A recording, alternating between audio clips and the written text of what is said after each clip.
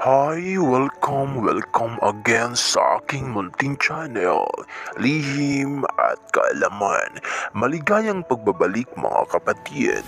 Sa araw na ito ay may ibabahagi na naman akong isang kaalaman. Ibabahagi ko sa inyo mga kapatid ang mga bungang kahoy na ginamit upang maging mutya. Pero bago ang lahat, kung bago ka pa lang sa aking channel at gusto mong mga ganitong video sa usapin, mag-subscribe na po at pindutin ang bell icons para lagi po kayong updated sa tuwing may bago po akong upload na videos. Maraming salamat po. Sa kagubatan ng ating daigdig, ang daming punong kahoy. Alam niyo ba kapatid na ang mga punong kahoy na may bunga ay pwedeng gamiting mutya? Iba't ibang bunga ng kahoy na pwedeng gamiting mutya at napakabisa. Ang paksa naman natin ngayon ay ang bisa ng mga bunga ng kahoy. Pero alam nyo ba kapatid na may kanya-kanya po itong gamit? Iba't ibang uri ng bunga ng kahoy.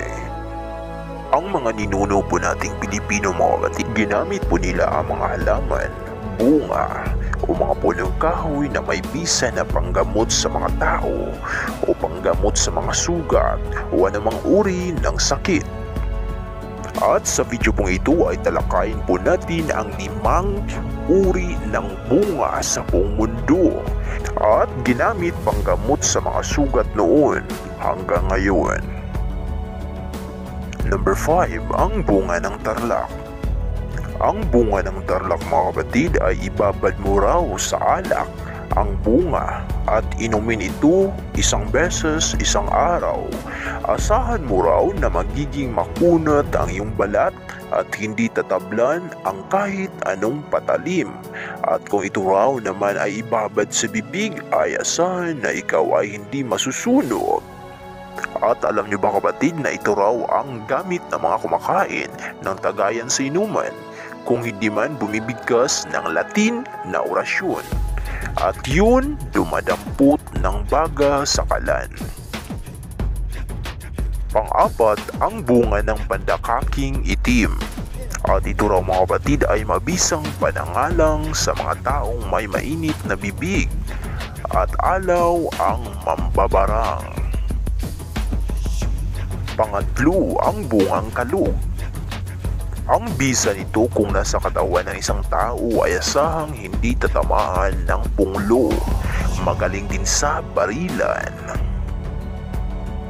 Pangalawa mga kapatid, ang bunga ng kalatutsi.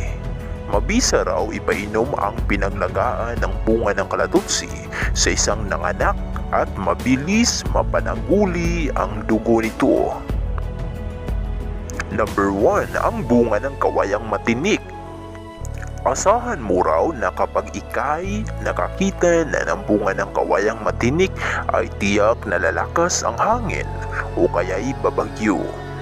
Noong unang panahon mga kapatid na wala pang barometro ay walang nagiging palatandaan kundi ang paglitaw na ng mga bunga ng kawayan at nalalaman na kung babagyo ito. At sana po mga kapatid sa videong ito ay may natutunan na naman kayong mga kaalaman. Kung may katanungan o suggestion tungkol po dito mga kapatid ay mag-comment lang po sa baba. Hanggang sa susunod ko pong video mga kapatid na mga lihim na kaalaman, lihim na karunungan, ritual at mga orasyon, mga kaalaman, ito pa rin ang iyong Kalihim at Kaalaman channel. Maraming salamat sa panonood hanggang sa muli po mga kapatid. Thank you so much and God bless sa ating lahat.